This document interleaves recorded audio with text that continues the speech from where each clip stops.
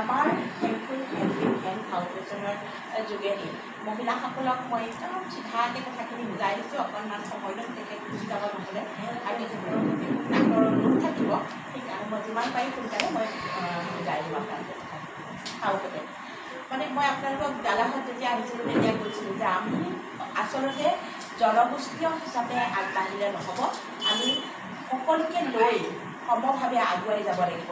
যিহেতু বৰ্তমান চৰকাৰখনে মহিলাসকলক যথেষ্ট সুবিধা দিছে।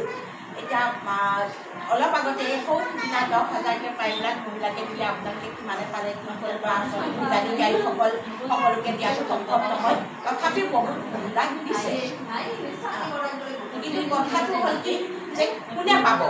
আমি যে কান্দিছোঁ, ইয়াতো নোপোৱা মানুহ আছে, আমি দুখ কৰিছোঁ যে কিয় নাপালোঁ। আমাৰ উদ্দেশ্য কি আছিল? আমি কিয় পইচাটো পাব লাগিব বা চৰকাৰে আমাক কি চাই দিব? এই বস্তুটো আমাৰ প্ৰিপেয়াৰছত নাই। আমি নামটো আৰু আধাৰ কাৰ্ডখন তাত দি দিলেই আৰু মানে পইচাটো দি নিদিয়ে নহয়।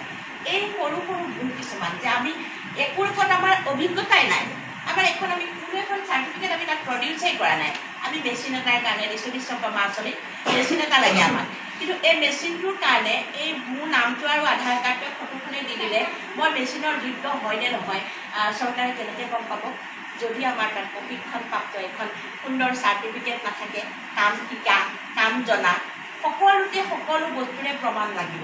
এতিয়া আমি পঞ্চায়তৰ যোগেদিয়েই হওক বা অন্যান্য অনুষ্ঠান প্ৰতিষ্ঠানৰ যোগেদিয়েই হওক, আমি কিবা এটা বস্তু বিচাৰি যোৱাৰ আগত আমাৰ হাতত অস্ত্ৰপাত লাগিব।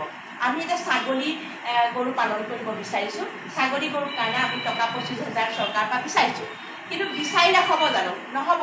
আমি ভেটেনেৰি